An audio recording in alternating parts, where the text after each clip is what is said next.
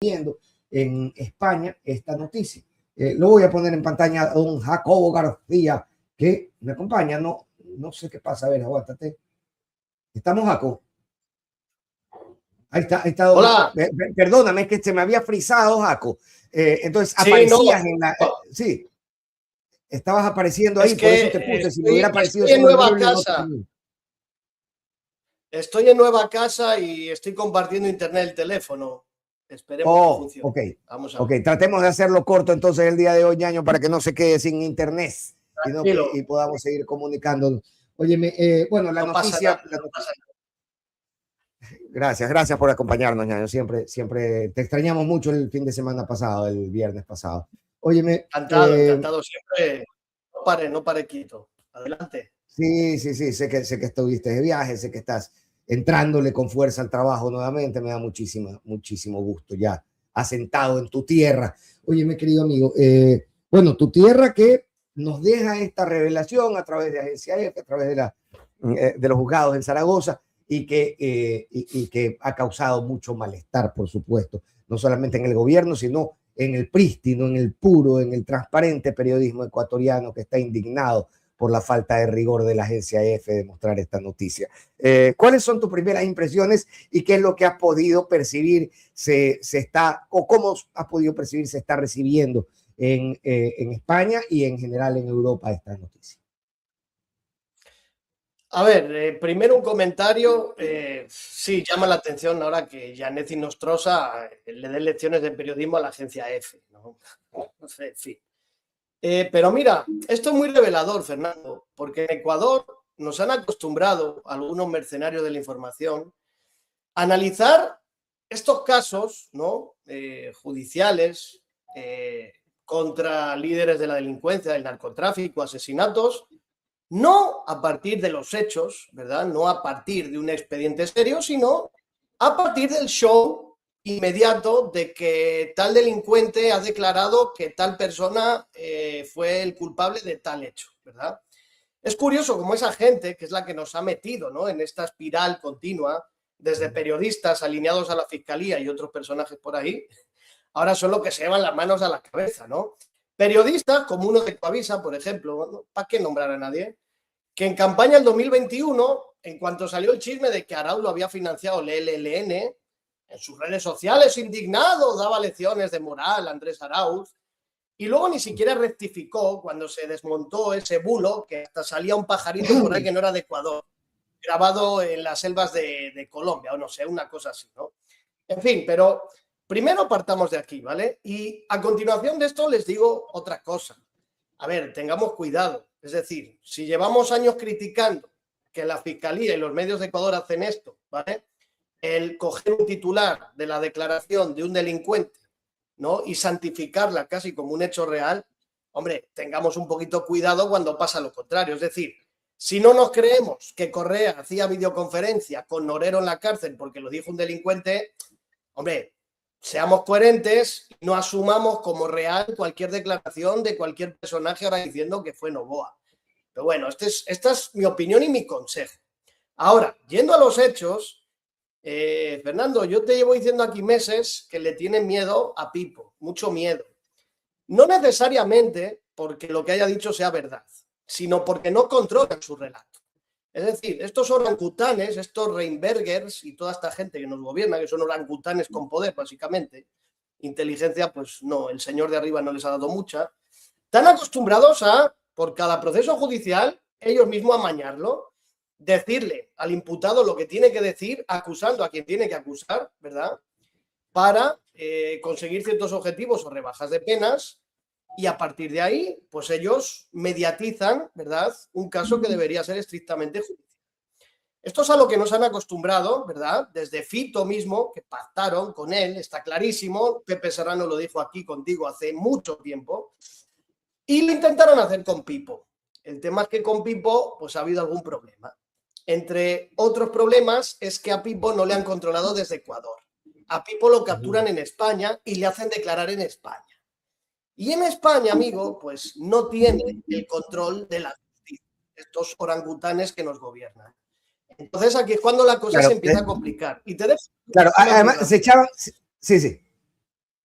Se echaban No, dale, flores dale. de Bueno, ser quienes habían coordinado la captura de Pipo y quisieron entrar a regular todo el proceso a mitad del proceso cuando ya la policía española lo tenía capturado. Sin embargo, queda siempre la sensación, no más allá de las declaraciones, que de nuevo hay que tomarlas con pinzas, queda siempre la sensación de que acá hay varios intereses alrededor de alias Pipo. Es decir, esta visita del embajador o un delegado del embajador o alguien que decía llegar a nombre de la embajada española a condicionar la declaración de Pipo para garantizar su extradición a Estados Unidos, no deja de ser algo que vuelve bastante peculiar el caso, porque ya tienes a 3 estados participando del asunto. No, claro, es que, a ver, repito, a Pipo lo capturan en España. A Pipo le tienen pánico porque Pipo tiene mucha información, pero muchísima.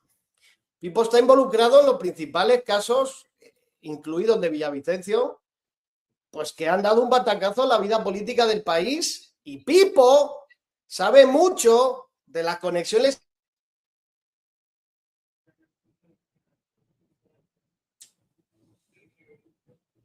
contenedores. Vaya, por Dios, se colgó. A ver, he vuelto, ¿me oyen?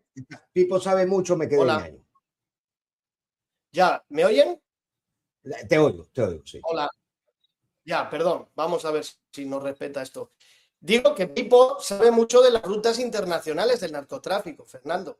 Cuando digo internacionales, digo las rutas de comercio, las que salen en contenedores, las que se hacen a través de grandes corporaciones.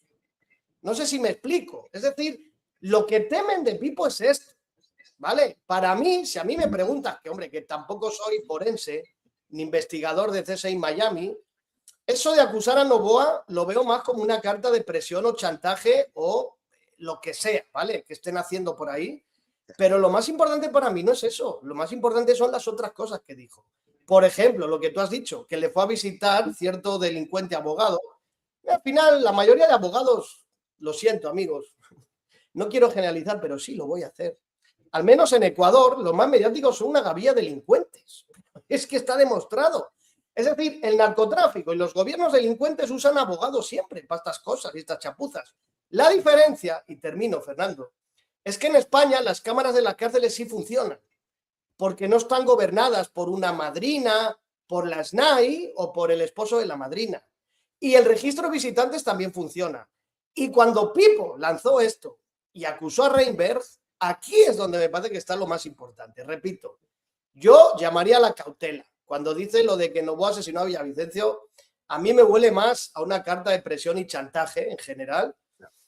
Y hombre, al final en la declaración dice que se lo dijo un amigo de un amigo, ¿vale? O sea, pruebas no hay. Si exigimos pruebas cuando acusan a Correa, pues hagamos lo mismo, aunque Noboa nos caiga mal, creo yo. Sí. Suena disparatado y suena como una movida lógica para evitar la extradición. Si el presidente es el culpable de los crímenes que se me acusan, ¿cómo me van a mandar a juzgar cómo me van a mandar a una cárcel que es administrada por el gobierno que preside? Por ahí puede. Claro, ese es un naipe que se juega procurándose evitar la extradición. Pero ayer nos planteábamos con Mauro Andino cuál sería el escenario que nos acerque más a la verdad. Es decir, que fuera extraditado a Ecuador, que se mantenga en España o que efectivamente viaje a los Estados Unidos en otro proceso de extradición. Y nos lo preguntábamos realmente como para elucubrar un poco dentro de este escenario qué sería lo más conveniente para conocer un poco mejor la verdad sobre el caso de Villavicencio. Es que fíjate, Fer, tú que eres más experto que yo además en este mundo de las leyes y demás, es que yo creo, de nuevo, nos han metido en una inercia de pensamiento de que los crímenes hay que resolverlos a partir de la declaración de los delincuentes. Sí. Yo más bien les propongo lo contrario. Saquemos a Pipo de la ecuación, ¿vale? Porque al final sabemos que su declaración va a estar condicionada por el objetivo al que quiere lograr, ¿no? Está salvando su pellejo. Entonces, yo lo que les digo es vayamos atrás. ¿Qué sabemos de ese caso? ¿Qué se nos está ocultando? Y evitemos esa politización. Oigan, yo he visto acusar a Lasso, a Correa, a Noboa yo no sé si hay algún político más que falte de ser acusado de ese crimen, ¿vale? A Muentes lo acusaba a Muentes, ¿cómo se llama? Zurita. A Pepe Serrano, a todos. Por eso te digo, es decir, es que si nos quedamos en el baile de declaraciones, no vamos a llegar a ninguna parte. Obviamente, Pipo no es cualquiera, obviamente, pero a lo que voy. Vayamos a los hechos. ¿Cuáles son los hechos? Los hechos son que los lobos, a través de unos sicarios, lo asesinan. Los lobos sabemos, y está ya comprobado en informes policiales nacionales e internacionales, y de eso Pepe Serrano a ti te ha hablado mucho en los programas, sí. Los lobos son un brazo operativo de la mafia albanesa vinculados con la Policía Nacional corrupta que sirve a carteles del narcotráfico, entre ellos la mafia albanesa. Entonces, esto es lo que sabemos, ¿vale? A partir de aquí, yo creo que es más fácil establecer las relaciones y vínculos con políticos, y no al revés. Porque lo de Pipo, claro, si va a Ecuador, ya sabemos lo que le va a pasar aquí. Si va a Estados Unidos, ya sabemos lo que va a pasar, nos lo dijo Correa.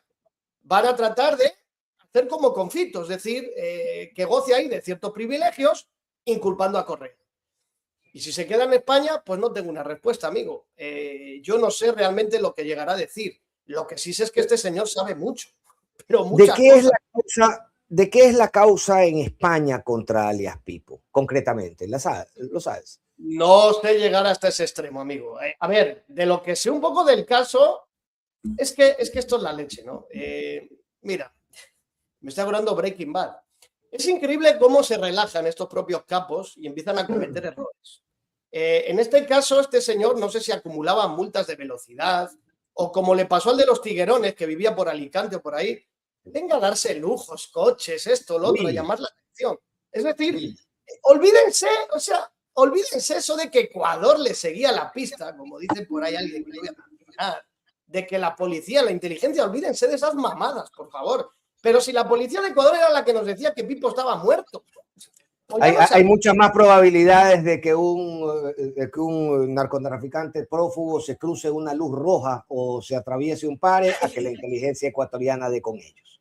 Mira, sí. Te lo voy a poner en un titular. Es más probable atrapar a un narco por saltarse una multa en España, ¿vale? Sí. Que por el seguimiento de la policía en Ecuador. O por eso o porque empieza a haber un mal reparto. Aquí te voy a abrir una hipótesis que hoy puede ser un poco alocada, pero no la descartes. Porque esto fue lo que pasó con el Guacho, en aquel famoso frente Oliver Sinisterra y todo eso. Hay veces que estos gorilas, como Reinberg, Romo y toda esta gentuza, se pasan, ¿vale?, con sus chantajes y poder, acaparan negocios de líderes del narcotráfico y ahí es cuando empiezan ya el mal reparto y a acusarse y a salir las cosas.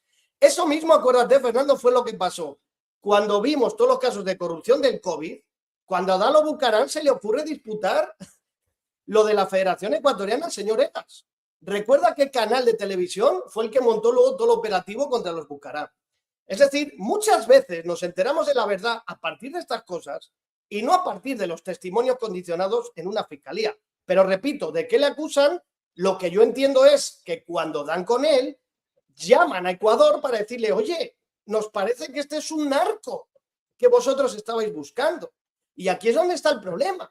No sé hasta qué punto la Fiscalía Española puede acusar por crímenes cometidos aquí o ha estado esperando que Ecuador haga sus tareas y por eso no lo ha podido llevar ahí. Pero te lo preguntaba por eso. Te lo preguntaba es que aquí está la conclusión. ¿No? No tiene lucha contra el narcotráfico. Señores, claro, y si es que no tiene una causa abierta. Y si es que no tiene una causa abierta en España, pues eventualmente podría quedar libre como quedó libre Willy. Podría pasar. Es decir, podría pasar. Si lo que sucedió fue que se cruzó una luz roja y eso no supone una ofensa mayor, podría mandarlo a su casa. Claro, a ver, está el otro proceso de la Fiscalía de Ecuador, que es por el asesinato a Villavicencio. El problema es que como ese caso está contaminado desde el principio y lo han tratado de construir con una teoría del caso disparatada, que es para vincular a Jordán, a Serrano y a no sé quién más, yo creo que va a estar en un dilema Ecuador, porque si lo acuso, ya se me está desbaratando la farsa que yo monté. Pero ¿cómo no le voy a acusar después de decir que es uno de los que asesinó a Villavicencio? Entonces, aquí es donde el Pipo me da la sensación que está aprovechando esos malabares para desmontarles, para presionarles y buscar el beneficio para él. Es mi sensación, oye, que tampoco soy criminólogo ni fiscal, pero es la sensación que tengo. De acuerdo, pero hay una línea que parece ser constante en las declaraciones de estas personas, y ayer también lo planteábamos en las entrevistas que tuvimos, principalmente la que tuve con Verónica Zaragoza, con la viuda de Fernando Villavicencio. Y es que indistintamente de que juegan los nombres de los políticos, ¿no? Tú ves que el uno acusa a Correa, el otro acusa a Serrano, el otro acusa a Muentes, el otro acusa a Lazo, el otro acusa a Novoa. Es decir, existen acusaciones. ¿Estás conmigo, Jaco?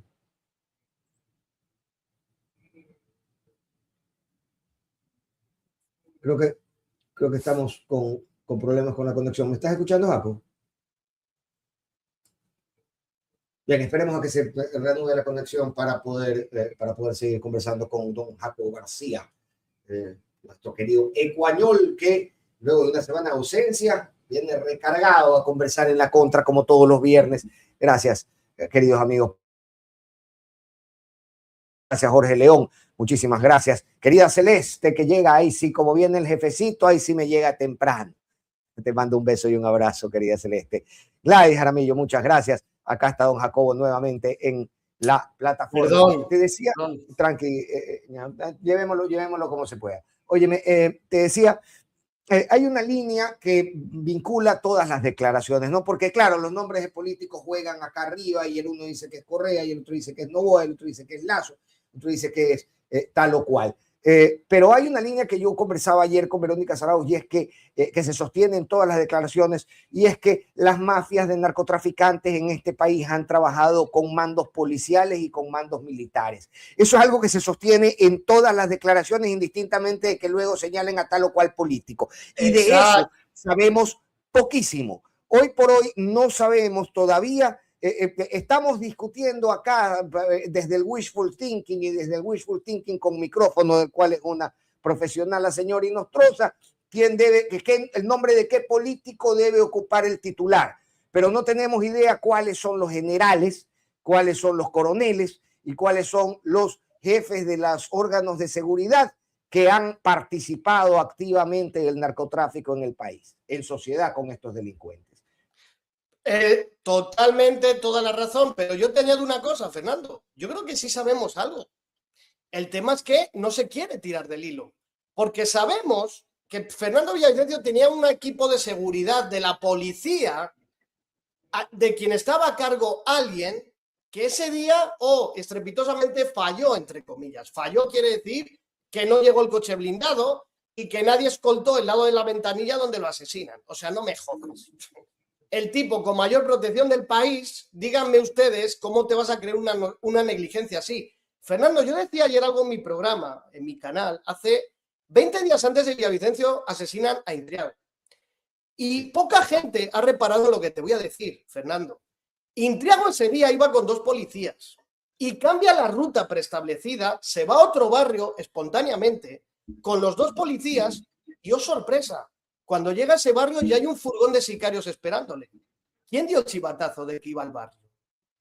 ¿Quién estaba a cargo de Manabí y Manta en la unidad policial en aquel entonces? ¿Te digo el nombre? Era el señor el esposo Noguera, de la madrina. El esposo de Tanya Varela. El esposo de alias Madrina, sí. Que además ha dado la razón a las acusaciones cuando se voló. Un poco uno entiende que la señora Madrina no es que tiene mucha cara para ponerle al país, más bien ha decidido escapar. Era Noguera el jefe policial. Ahora, ¿Era Noguera? Noguera tenía control sobre la cápsula de seguridad de Intriago. Tú tienes que conocerlo bien. Hombre, no sé decirte con detalle, pero hombre, quien dirige la policía en Manabí vinculado al narcotráfico, curiosamente, no se entera de que están planificando el asesinato al alcalde con mayor popularidad del país. Como tampoco se entera el mando policial de que ese día asesinan a Villavicencio. Hombre, aquí, Fernando, es donde podemos llegar a la verdad. Y la verdad es que ese era el gobierno de Guillermo Lasso. Y yo no estoy diciendo que Guillermo Lasso ordenó asesinar a nadie. No, no, no. Estoy diciendo que ese gobierno estaba secuestrado por una gavilla de narcogenerales vinculados a carteles internacionales. Y esto, Fernando, otra cosa que te iba a decir, con el teléfono de Villavicencio, que esto ya no se habla tampoco, recuerda que el mismo Villavicencio decía que no se fiaba de esa cúpula policial que le daba seguridad. Y recuerda otra cosa, se dice, y esto nunca se ha tirado del hilo, que el señor Villavicencio, que se creía ya intocable por toda la información que manejaba, y a Abascal le dijo que era imposible que lo asesinaran, hizo dos errores muy graves, que esto no lo va a decir Verónica Sarau, pero te lo voy a decir yo. Uno, empezó a vacunar a narcotraficantes. Error. Y dos, empezó a soltar información de narcos, de cargamentos, a dar chivatazos, y se sabe que días antes que lo asesinaran, de un chivatazo de un contenedor de 9.5 toneladas de cocaína que llegó a España del cártel o el clan del Golfo de Colombia. Y hay por ahí chats que relacionan esto con el crimen de Villavicencio. Es decir, se lo resumo en dos hipótesis, señores. O está vinculado ese crimen al narcotráfico por el lado del clan del Golfo y los chivatazos que daba Villavicencio, o por el lado de la mafia albanesa y la relación política en Ecuador que tenía la mafia albanesa, que ya sabemos con quiénes eran. Y otra cosa más, no olviden que lo de Villavicencio no es un caso aislado. En el 2023 se asesina a Intriago, se asesina a Rubén Cherrez en la casa de un empresario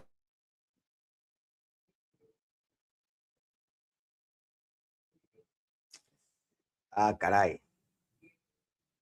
que está vinculado en el informe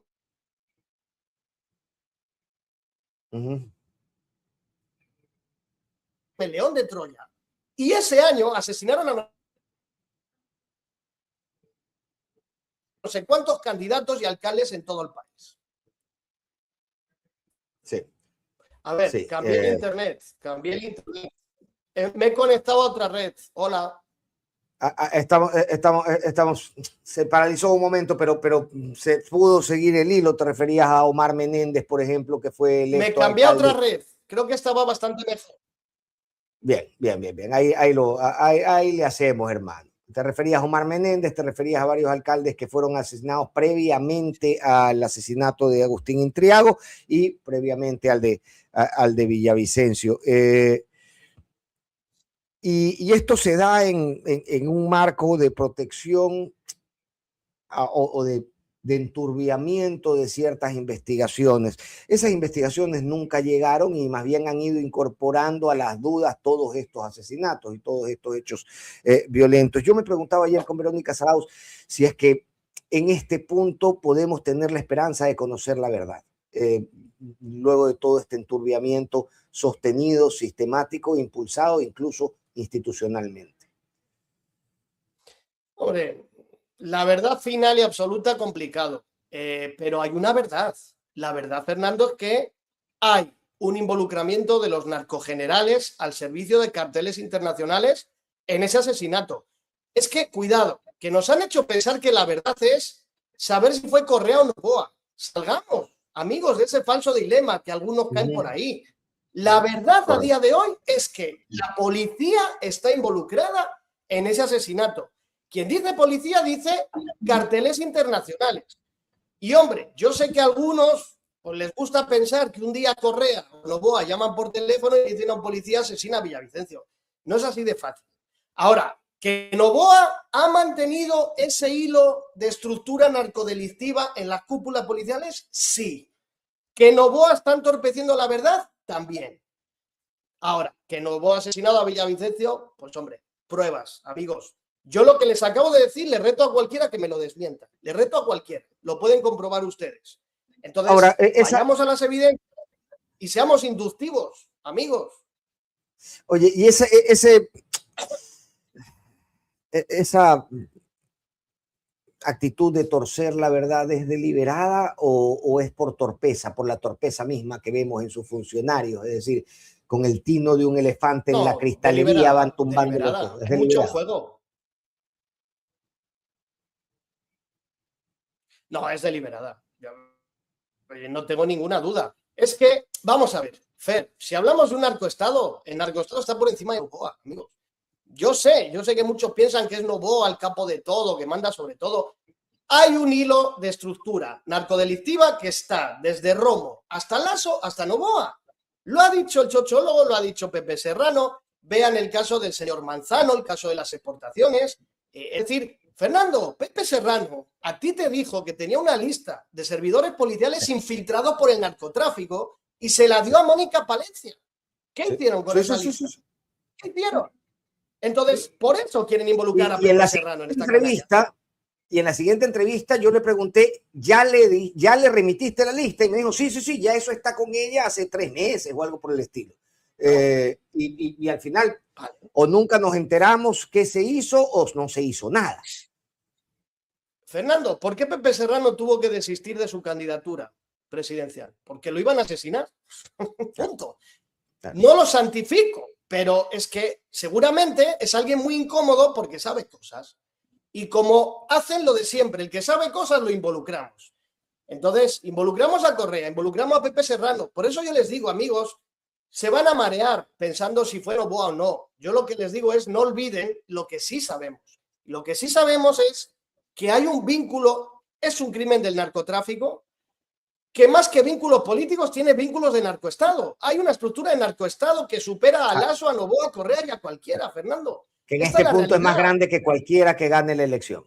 Sí. Claro que sí. Ahora bien, que Novoa está vinculado a través de las exportaciones, Novoa Trading y todo eso, probablemente. ¿Que Pipo tiene información sobre eso? Probablemente. ¿Y a Pipo no se ha querido ver la cara y ahora les está chantajeando? Pues a lo mejor, no lo sé. Pero no podemos ir mucho más. O sea, dar validez ahora a cualquier testimonio que diga que mi gato o la pobre Luna que está aquí durmiendo ha asesinado a alguien, pues mira, amigos, yo consejo que nadie me pide, no nos dejemos tampoco llevar como veletas, pongamos también un par en nosotros, ¿no? Correcto. Y eso es lo que yo vengo reclamando también desde ayer. Hay que tomar con pinzas esto, si es que no viene acompañado de pruebas, es un añadido más a esta suerte de festival de discursos y de señalamientos que más bien nos aleja de la verdad. Tenemos que tomar con seriedad esto. Ahora, nosotros estamos muy metidos en este juego de nombres, estamos hablando de personajes de la política nacional. Sí quiero preguntarte cómo se empieza a recibir la imagen de Novoa en los medios y en la opinión pública fuera del país, concretamente en España, donde tú tienes más acceso a la información, o la has tenido desde ayer, que Ecuador nuevamente, de forma triste, ocupa titulares por algo malo. A ver, no es que haya una opinión muy configurada en la opinión pública general. Es decir, una cosa es en ciertas instituciones del Estado que día a día tienen que lidiar con Ecuador. Si tú le preguntas a la justicia española, están hasta las pelotas de estos delincuentes, y un ejemplo es esto de la declaración de Pipo. Es decir, si miras los entresijos de cómo se da, llegaron a traer, creo, a una cooperante internacional de la Fiscalía. O sea, todo un desastre. O sea, ellos saben que Ecuador es un narcoestado. Eso, vamos, te lo firmo. Me consta, ¿vale? Te doy, no te voy a dar la fuente, pero lo sé, ¿vale? Están hasta las narices. O sea, Fernando, que aquí nos están inundando de contenedores de droga todos los días. Y Ecuador no hace nada. Y en esto le doy la razón a Villavicencio en algo. Él sí propuso militarizar los puertos. ¿Novoa militarizar los puertos? ¿Novoa está luchando contra el narcotráfico? No. Ahora, a nivel político, ¿cómo lo ven? Pues creo que tampoco hay mucha sustancia, porque no es un gobernante que dé sustancia. Saben que está alineado, pues eso, a Trump, a Israel y al eje este derechoso de América Latina. Pero poco más. A nivel político sí empieza a hacer ruido este tema de la droga y la exportación de droga. Si hasta Rufián lo dijo en el Parlamento, ¿vale? Hasta lo dijo. Rufián es uno de los asambleístas o parlamentarios más mediáticos, más brillantes que hay hoy en la izquierda española, aunque sea independentista catalán, y lo dijo, ¿vale? Es decir, se sabe a esas esferas, pero a nivel de la población, y mira, y lo relaciono un momento con Ecuador, Fernando, es que es impresionante que se siga manteniendo. A ver, para mí es un tipo que no se ha recuperado de la consulta, no va a volver a tener una senda de más popularidad que esta, pero se mantiene ahí, en esta política vacía, sin sustento, de shows, de ahora con Colombia para demostrar que defiende al país. etcétera, etcétera. Y aquí es donde, insisto, el reto para mí no está en Novoa, está en lo que llamamos la resistencia. Y es donde hay que empezar a acumular resistencias, como por ejemplo la ley minera. Y si quieres podemos hablar un poco de eso, como tú quieras.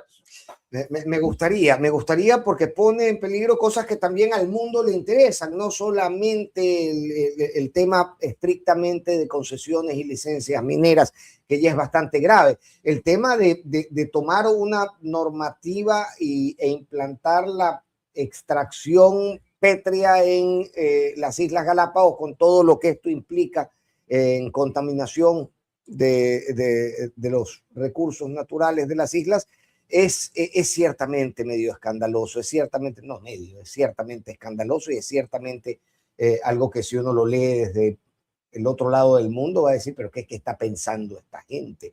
¿Hay alguna repercusión en torno a eso? Pero es que mira, Fer, a ver, hay que reconocer algo. Este es el programa electoral de Novoa. Yo aquí no...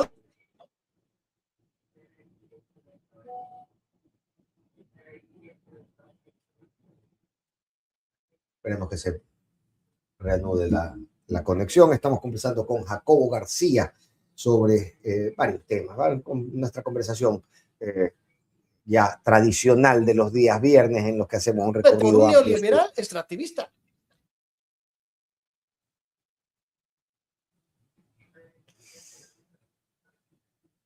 Bien, tratemos de recuperar la conexión.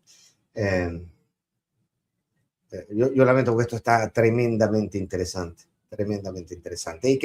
y que propone lo que venimos diciendo en este espacio, ¿no? En esta charla con Jacobo y previamente en este espacio hemos dicho que es vital que tengamos en cuenta, más allá de los nombres de los políticos, esto que sí se sostiene y sí parece ser algo que tú puedes tomar de cada una de las declaraciones como una realidad. Los mandos policiales y militares en el Ecuador están infiltrados por las mafias del narcotráfico. Eso indistintamente de a qué nombre arribe finalmente la declaración de tal o cual testigo protegido o delincuente endulzado por la fiscalía, lo cierto es que todos, en una línea sostenida, han venido declarando la infiltración de las fuerzas del orden ecuatorianas en temas relacionados con el narcotráfico. Esperemos a que llegue Jacobo nuevamente. Ahí está don Jacobo. Lo siento, amigos, lo siento. Tranqui. Así mismo es, hermano. Ya para la próxima tendré un buen internet. Esto me recuerda a esas épocas, Fernando, cuando estaba en Ibarra, ahí en el bosque. Y se ¿te acuerdas que tenías que moverte con la computadora para ver dónde? Que parecía la casa de los hobbits, aquello. Qué buenos tiempos, oye, qué buenos recuerdos. ¿Sabes qué pasa? Que ayer estaba buscando entrevistas en tu canal, me salieron esos vídeos de cuál es el chiste, los primeros que hicimos, ¿no? Qué buenos recuerdos. Nos la pasábamos muy bien. Nos la pasábamos muy bien. Mira que era precaria la comunicación, pero cómo nos reíamos, bueno. Pero tú tenías ya, hombre, tienes ya un bagaje, una historia y una credibilidad y a partir de ahí pues hacíamos esto divertido, en fin. No sé, te estaba diciendo sobre lo de la ley un momento, creo, ¿no? Ahí me caí. Sí. Yo muy rápido. Sí, a ver, muy rápido. Si vamos a tener a Greta Thunberg aquí en Galápagos, digamos, ¿va a haber algún tipo de repercusión mundial por esto? A ver, no creo, porque... Mira, hablando de Galápagos, y te voy a hablar de un caso que conozco bien, o sea, que he vivido ahí antes de irme a España, ¿no? Me decía un amigo que más bien en Galápagos buena parte de la población está contenta. ¿Y sabes por qué? Porque muchas explotaciones mineras, o como se llame, que allí son de origen pétreo, ¿no? Se usan para la construcción con roca, piedra propia para las casas y otras cosas, y la construcción estaba paralizada desde hace meses, esperando a esta ley. Entonces, hay mucha gente que está feliz, porque, a ver, minería tiene muchos matices también, y minería también es esto. Tú sabes que Galápagos construye con su propia roca y su propia historia, ¿no? A ver, no sé decirte sobre las repercusiones, pero a ver, yo repito, a mí no me sorprende y en esto hay que ser justos. Este es el proyecto de Novoa, este es el proyecto que la gente votó, un proyecto neoliberal extractivista. Entonces, repito, no sé las repercusiones, no sé hasta qué punto más allá de que puedan o no explotar, no sé. Lo que me parece interesante, Fernando, es que esto empiece a diezmar la popularidad que Novoa aún tiene en la Amazonía. Te voy a dar un chisme así entre tú y yo, ¿vale? En una provincia como Morona, Santiago, este señor todavía casi tiene un 50% de aprobación. Y en las provincias como amazónicas, en algunas mejor, otras peor, en la consulta popular no estuvo tan lejos de ganar. Así que, por Dios, vamos a ver si esto sirve para acumular desgaste y resistencia desde allá y, de nuevo, que todo se vaya unificando en un gran proyecto o causa de resistencia hacia Novoa, que podría ser la revocatoria, entre otras cosas. Es decir, yo quiero verlo más hacia aquí, pero bueno, ahora vendrán los temas que si es inconstitucional o no, y vamos a ver si esto moviliza a ciertos sectores indígenas de la Amazonía que hasta hoy han estado dormidos. Ni siquiera en el paro se movilizaron. Ya vamos a ver qué hacen los señores. Es un gran tema. ¿Qué está pasando en la Amazonía, en la organización social? Porque normalmente cuando hablamos de organización social y criticamos, oye, yo ayer criticaba, a ver, esto que usualmente la reforma al reglamento que aumenta a 12 horas la jornada laboral en determinadas circunstancias, una serie de situaciones que en otros años nos han hecho ver al resorte social activarse de forma inmediata. Hoy salen las organizaciones a decirte, estoy indignado, pero espérame al 13, el 13 recién voy a salir a marchar. Y yo no me lo explico, no alcanzo a entenderlo. Es falta de organización, es falta de voluntad, es la necesidad de protección frente a un gobierno que está absolutamente abocado a eliminar todo tipo de oposición. ¿Cómo das lectura a esto, a la pasividad con la que estamos recibiendo estas noticias? Sí, a ver, esto es una sociedad desmovilizada desde hace mucho tiempo, creo, que a veces acumula ira y protesta y estalla en un gran paro nacional. Creo que algo parecido está pasando ahora. Después de un paro nacional hay una etapa de reflujo. Acuérdate, Fernando, que pasó ya en el 2019. Luego nos saltaron por ahí unas tremendas leyes en la pandemia y la gente no salió, entre otras cosas, por la pandemia. Aquí, pues hombre, ha habido un desgaste después del paro nacional. Esas organizaciones mismas están apuntando a una agenda de revocatoria. Pero bueno, entiendo que hay una movilización el 13.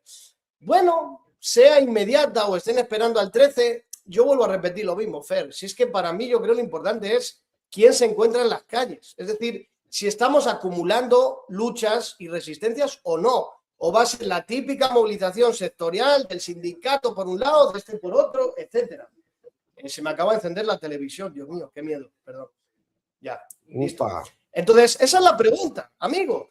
La mayoría que votó no en la consulta popular, ¿cómo se rearticula y se encuentra o no en las calles? Para mí esa es la pregunta y cómo a nivel territorial se va agudizando el desgaste. Ejemplo, minería tiene que desgastarle en la Amazonía. Sino de qué movilización, organización social hablamos allí. El tema local, pues desgastarle con lo local. El otro tema, pues desgastarle con el otro tema. Al final es el acumulado, Fernando. Repito, hacia la revocatoria o hacia preparar un gobierno alternativo cuando sea el momento. ¿Le ves posibilidades a la revocatoria en este escenario? Mira, no sé, Fernando, no sé. También la gente decía que la consulta no había chance de que ganara el no. También Jaime Roldós, en la intro de tu programa, demuestra que en medio de una dictadura ganó las elecciones. Amigo, no lo sé. No lo sé. Lo que sé es que eso puede servir para orientar agenda y acumular fuerzas y esfuerzos. Lo cual no está mal. Ahora, que vayan a dar paso o no, pues miren, les digo una cosa. Así no dieran paso, eso tendría efectos también a nivel internacional. Porque a nivel internacional se evidenciaría lo que se está viviendo aquí.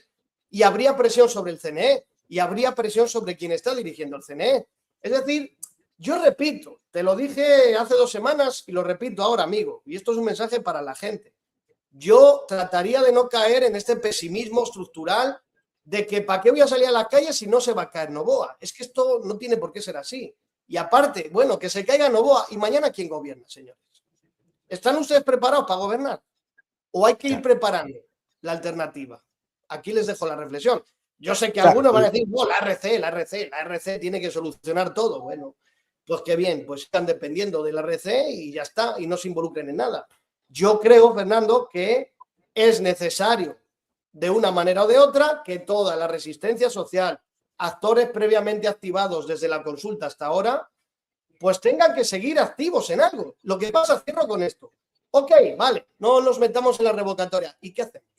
¿Esperamos a que un día volvamos a levantarnos en otro paro nacional? Pues les doy malas noticias. A lo mejor pasa un año, 2 o 3, como suele pasar. Entonces, si hubiera otros canales y otras vías, pues vale, olvidemos la revocatoria. Pero que yo aquí lo único que veo es, no aquí, digo en general, en la conversación, sí. Nos lamentamos siempre de lo que hace Novoa cada semana y no hacemos nada. Bueno, ¿esa es la alternativa? Pues para mí no. Para mí se pueden hacer más cosas, amigos. Y esperamos, como dices, que RC se active, ¿no? Y que venga RC, y que se active RC, y que rescate RC, lo que sea que esté en el escenario. Y el asunto es, ¿qué necesita RC? RC al final del día, y esto voy a matizarlo porque hay serios cuestionamientos sobre los resultados de la elección, pero RC al final del día viene ya de 3 elecciones donde no ha podido conseguir el triunfo, por angas o por mangas, y matizado esto, ¿no? Por supuesto. Entonces, al final, ¿qué necesita RC para poder dar un golpe efectivo en el tablero y poder tener capacidad de abarcar todas estas necesidades de la gente o las que la gente coloca sobre sus hombros? Pues hombre, y esto no le va a gustar a alguno que sigue este buen canal, y lo siento, pero ya saben que yo digo lo que pienso. Pues yo, Fernando, trataría de aprovechar esta situación de ahora para reeducar a la gente y explicarle que la tesitura entre extractivismo o no extractivismo es un modelo de minería responsable, fortaleciendo el Estado, las regalías y el desarrollo local. Esa era la tesis de la RC. Yo aprovecharía para volver a poner eso en la mesa. Lo que pasa es que esta gente, en lugar de hacer eso, pues les encanta ver quién la tiene más grande. Entonces, ahora la discusión es echar en cara a los indígenas. ¿Lo ves? Por no hacerme caso a mí, ahora Novoa va a regalar esto. Bueno, enhorabuena. Sois la madre de la superioridad moral. Nadie es como vosotros, amigos. Nadie nos acercamos a vuestra grandeza. Pero bueno, pues sigan y pierdan otra elección. Y algún día la volveréis a ganar. Te digo otra cosa, Fernando. Y reconociendo la legitimidad que tiene la RC y que es la primera fuerza política de resistencia, y está bien. Al final, ojalá aprendan también de sus errores, que todos los cometemos en la vida, y se den cuenta de que no se gobierna solo a base de decreto. Los cambios desde arriba se sostienen desde abajo. Y si todavía creen que pueden transformar un país con este modelo de minería responsable, desarrollismo y todo esto, enfrentándose con todas las organizaciones sociales, pues va a venir otra vez el desgaste. Es decir, vuelve la RC, vuelven a gobernar, ya no tienen la mayoría de antes. ¿Qué creen? Que imponiendo todo a todo el resto del mundo otra vez van a gobernar. Pero en serio, o sea, ¿creen que están en 2013 todavía? Esta es la realidad, me da igual, la quieran ver o no la quieran ver, queridos ver. No les quito el mérito, no les quito el papel principal que tienen. Hoy, resistiendo, reconozco la persecución. Pero si se van a quedar contentos solo con decir que yo soy más grande que tú, pues mira, enhorabuena. Yo aprovecharía el momento y la coyuntura, Fernando, para reeducar a la gente, a mucha gente, a muchos jóvenes que no tienen ni puñetera idea de esto, que no saben de qué trata este debate, de solo si es animales sí, animales no. Enseñarles para qué sirve el Estado, por qué es importante el Estado, cómo un Estado responsable puede bajar un poco los efectos del extractivismo y generar inversión para el desarrollo local. Eso es lo que haría yo, pero bueno, no sé, déjales que hagan lo que quieran. Oye, ¿cuáles son los efectos? A ver, hay una pregunta que yo quería hacerte, ¿no? Por tu conocimiento también histórico en las relaciones internacionales. Es común que acá estamos en una situación de guerra arancelaria con Colombia por posiciones políticas y no por otra cosa. El tema de seguridad es la excusa para llevar adelante esta agresión arancelaria contra el Estado colombiano. El Estado colombiano en reciprocidad responde en los mismos términos. Pero el asunto es hasta dónde va a llegar esto, porque me da la impresión, hoy escuchaba a Novoa en una entrevista y escuchaba también al ministro de Comercio Exterior y escuchaba anteriormente lo dicho por el propio gobierno sobre estos aranceles, y me da la impresión de que espera el Estado ecuatoriano que la seguridad en la frontera sea construida desde el gobierno colombiano a entera satisfacción de su vecino más pequeño, o de lo contrario continuará llevando adelante este tipo de agresiones arancelarias. Esto da resultados de alguna manera. El día de hoy Petro con su desayuno se estaba comiendo unos huevitos y de repente dijo, chuta, la verdad es que me gustaría satisfacer más y mejor al gobierno del señor Novoa, porque ahora sí siento el golpe de estos aranceles. ¿Qué se espera llegar con? ¿A dónde se espera llegar con esto? ¿Dónde termina además? A ver, veamos quién es Novoa y la estrategia que suele utilizar, ¿no? Suele utilizar estrategias que hace Trump, bastante, ¿no? A nivel de comunicación, a nivel de polarización, a nivel de conflicto. Tiene un discurso bastante alineado y bastante asesorado por ahí. Esto es lo mismo que hace Trump, amigos. Es la misma estrategia. O sea, ¿qué hace Trump? Lo mismo. Que no haces esto, ¡pum!, te subo aranceles. Que ¡pum!, te subo aranceles.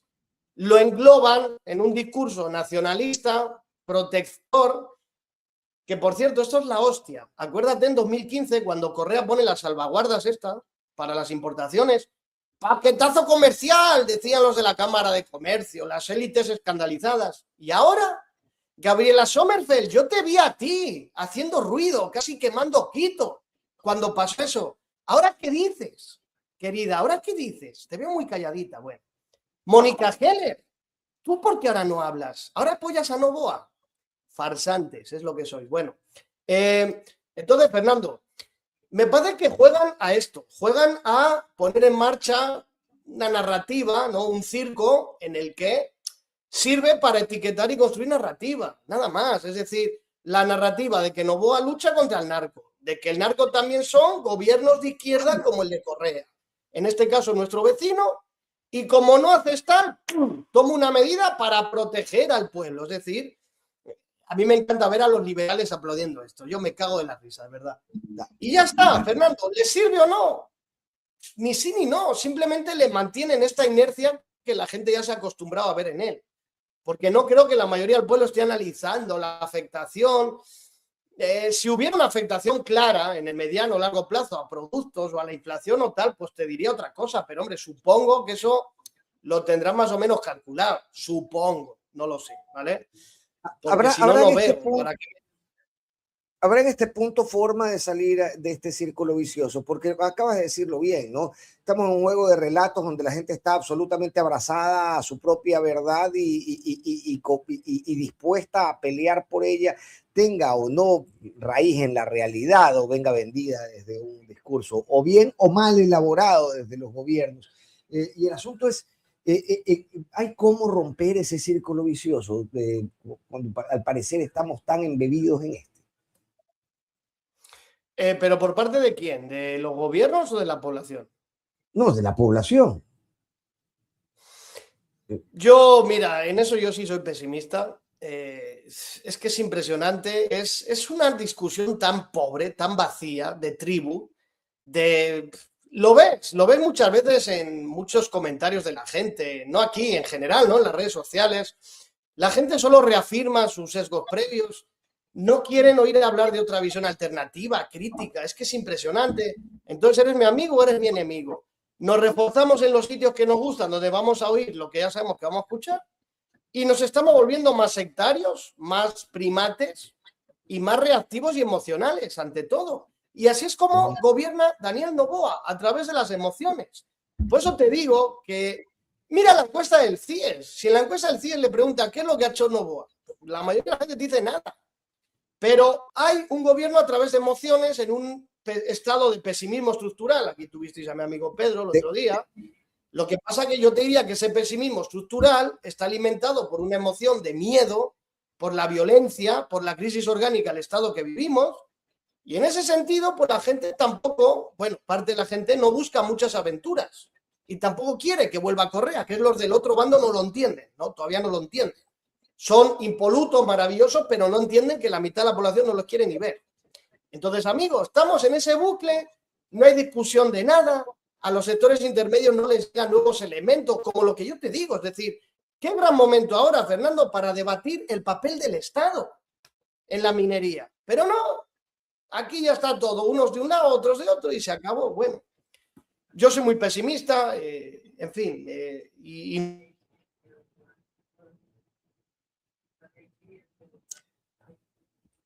A mí me cuesta, no me cuesta ser optimista también.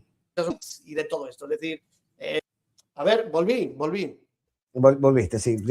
Hola. Sí, te decía que a mí también me cuesta Lo mucho siento, ser optimista. Ningún problema, ñaño, ningún problema. Sí, porque Fer, porque esto es en el largo plazo, porque el problema no es solo Ecuador, es todo este tipo de cultura digital, del odio, del inmediatismo que estamos viviendo, la generación de niños drogadictos que estamos viviendo y que no nos damos cuenta, adictos al scrolling, al like, a la dopamina, los pataleos que hacen los niños hoy cuando les quitas esto. ChatGPT, resúmeme esto. ¿Para qué voy a leerme yo un libro? ¿Para qué voy a hacer yo el esfuerzo de intentar entender una poesía? Entonces, nos estamos volviendo cada día más tontos todos. Y más tontos quiero decir más tribus, no hay más. Hay una propuesta de gobierno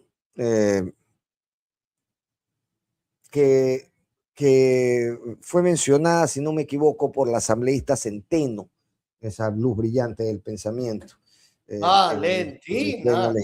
Valentina. Bueno, que proponía ejecutar o establecer una prohibición de redes sociales para los menores de edad, si no me equivoco, menores de 14 años.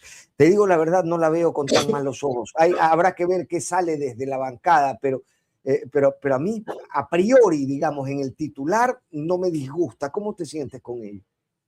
No, a ver, el tema es que esto es una discusión ya internacional y hay que hacerla en términos internacionales, porque todo este tecnofeudalismo, todo este capitalismo vigilancia, todos estos tecnoligarcas, ¿no?, de las grandes empresas digitales, de Amazon, Google, Elon Musk y toda esta gente, no lo vamos a combatir solo con una ley desde Ecuador. Esto hay que afrontarlo internacionalmente. Eso primero. Lo segundo, hay pasos inmediatos que se pueden dar ya, sí, y está bien. Lo de regulación a menores tiene todo el sentido. El problema son dos, ¿vale? El problema es, uno, que cualquier propuesta que venga de un gobierno como este, pues es que yo ya me pongo a temblar. Porque este gobierno se sabe que está comprando con estos oligarcas del tecnofeudalismo, está asociado para tener más información, espiarnos y con el pretexto de nuestra seguridad, y en este caso la protección a menores, obligar a registros, a otra serie de cosas que va a derivar en más información y más espionaje. Eso uno. Y dos, en que no es suficiente, en que cualquier medida que se quiera tomar o bien no va a ser suficiente, o bien estos señores que nos gobiernan lo van a querer usar para la censura absoluta, ¿vale? No solo para el espionaje, que ya lo hacen, sino para la censura. Y ahí es donde viene la tesitura, amigo, entre la libertad y la seguridad. Y esto hay que darlo, hay que involucrar a la sociedad, a las universidades. Pero de nuevo, el problema de este país, Fernando, es que no podemos hacer que cosas tan importantes se queden solo en una asamblea llena de mediocres, la gran mayoría, y de idiotas, con perdón, y que luego las tribus nos ponemos a debatir a favor o en contra. Joder, ¿dónde están los sectores intermedios de la sociedad? Organizaciones, universidades, expertos. ¿Por qué no aparecen? Es que es impresionante. ¿Para qué tenemos universidades? Yo ya no sé, cada día estoy más decepcionado de esta gente, por Dios. ¿Por qué nadie habla?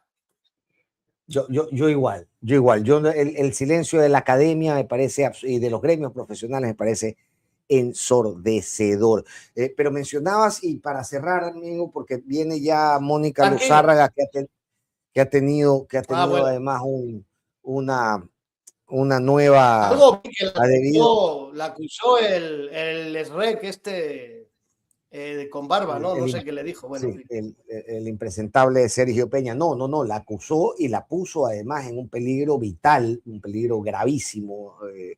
La acusó de ser abogada de alias Pipo. ¿Ah, sí? Sí.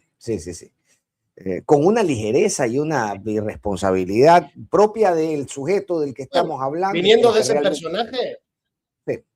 Sí, sí. Viniendo de ese personaje. Pero bueno, para ir concluyendo esta idea, tú mencionabas algo que ha sido vital desde que yo tengo uso de razón. Cuando cayó Bucaram, la clase media empresarial quiteña lideró la caída de Bucaram. Cuando cayó Gutiérrez, la clase media empresarial quiteña lideró la caída de Gutiérrez. Y si no me equivoco, tuvo también un rol fundamental en el momento de la recomposición tras la caída de Maguad. Claro. ¿Dónde está la clase media empresarial quiteña el día de hoy? Recién veía a la CAPEIPI, a la Cámara de la Pequeña Industria de Pichincha. Pequeña y mediana industria. Pequeña y mediana industria, colocar un comunicado donde rechaza ciertas medidas, pero lo cierto es que no se ha hecho escuchar con la fuerza que en otros años. Mencionabas a Mónica Heller, mencionabas a la señora Hervis, pero hay más, hay otros representantes y no parecen estar tomando partido. ¿Por qué crees que es esto? No sé, no tengo una respuesta a lo mejor tan clara, pero mira, primero, hay voces ya que están reclamando esto mismo que tú reclamas, desde abogados serranos regionalistas.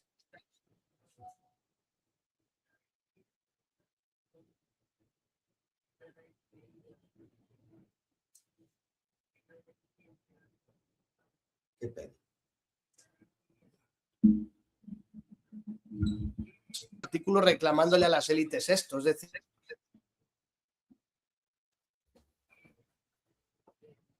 hola, perdón, amigo, ahí estamos, perdón. tranquilo, sí. Me decías que hay incluso abogados. Mira, termino la idea y no les... Es que tuve que ir a cargar el teléfono y ya no les molesto más, termino solo la idea. Digo que empieza a haber un reclamo por parte de sectores, no te diría clase empresarial, sectores liberales medios, abogados, intelectuales de derecha, que empiezan a reclamar la orfandad que sienten de sus élites serranas. Es decir, los Osvaldos Hurtados y toda esa gente que hay por ahí, ¿no? Empieza a haber este reclamo. ¿En qué estarán o en qué no estarán? A ver, yo creo que ellos siempre tratan de salvaguardar sus intereses. La pregunta es, ¿Noboa hoy les está salvaguardando sus intereses o ya están empezando a organizarse en torno a otra cosa para prepararse y soltarle en algún momento, ¿no? Ahí me consta que empiezan, a ver, me consta que hay un descontento fuerte en ciertos sectores empresariales, pero que tampoco se van a hacer de suicidas y se van a enfrentar con Noboa, a no ser que tenga muy claro la vía del reemplazo inmediato. Ellos van a precautelar sus intereses como hacen siempre, amigos, son empresarios, ¿no? Y no de los mejores, de los rentistas y de los más del mundo. Y ya de cara a una revocatoria, ¿piensas que podría haber quien se la juegue? No se van a meter. No creo. No creo que se metan en eso, no lo creo, la verdad. No lo creo. Ellos siempre por detrás, a escondiditas, y como pasó con Moreno. ¿No te acuerdas? En el paro de 2019 le amaban. Pasaron 3 meses, empezó a caerse, ya nadie le amaba. Yo creo que va a ser algo así. Va a ser algo de la noche a la mañana, va a ser una conversión masiva, como las clásicas conversiones, ¿no? De judaísmo a cristianismo. Y entonces se irán con Topic o se irán con el nuevo invento que fabriquen para las próximas elecciones. Pero no lo van a hacer de frente, van a tratar de... A ver, hay algunos que están directamente ahí. Mónica Heller es de la Cámara de Comercio. Gabriela Sommerfeld maneja el grupo judío, sionista, criminal, que está con Noboa, que no es poco. También es un sector importante que aglutina ahí ciertos intereses, ¿no? El resto, nuestra pequeña burguesía criolla, creo que está callada, está tratando de sobrevivir. La situación del país es mala, es muy mala, también hay que reconocerlo. Tratan de sobrevivir y saben que hoy enfrentarse a Noboa significa adiós, te ponen la cruz. Entonces no van a hacer público nada, estarán ahí esperando a que haya el reemplazo y habrá una conversión masiva, Fernando. verás otra conversión masiva donde todos renegarán de Noboa. No, yo nunca lo apoyé, no. Nunca, jamás. Como a Moreno. Como a Moreno. Moreno no se fue a Guayaquil. Claro. No lo salvó Nebot en Guayaquil. No, hombre. Esos son inventos nuestros. Es mi sensación, amigo. Pero me quedo con esto, Fer. Los sectores aledaños a esas élites ya empiezan a reclamar que se muevan. Y esto significa algo. Significa que no hay encanto con Noboa y no hay una identidad política en torno a Noboa, sino la de 4 peleles gorilas que están apoyando la vulneración diaria de derechos humanos. No hay mucho más. Sí. Y que va a encontrar su culmen en recibir con alfombra roja, piñata y serpentinas al Estado criminal que lo representa, obvio, y que manda sobre ellos. Sí. Al que manda realmente sobre ellos. Bien, hermano querido, te mando un abrazo gigante. Gracias, Ñaño, por hacer el esfuerzo de estar junto a nosotros en este viernes. Un abrazo, amigo. Un gusto. Un abrazo grande. Estamos conversando. ¿no? Y el próximo viernes ojalá podamos tener un gusto. La próxima vez con mejor conexión. Esa es, mi brother. La próxima vez con mejor internet, amigos. Me disculpan. Esa es, mi brother. Se les quiere. Oye, ahora sí un fortachón cara rosada. ¿Qué te parece? Mira eso, claro. Yo insisto, usted me dice mi mamita no cocina, pero yo insisto que la comida de mamita lo pone rosadito a uno. No es la comida de mamá, es el amor de perro. El amor de Luna, de acuerdo. Saludos de Luna. Hermano lindo, te mando un abrazo gigante. Que les vaya muy bien. Gracias, Ñaño. Venga, qué cosa más bella. No, ahí está, ya. Ahora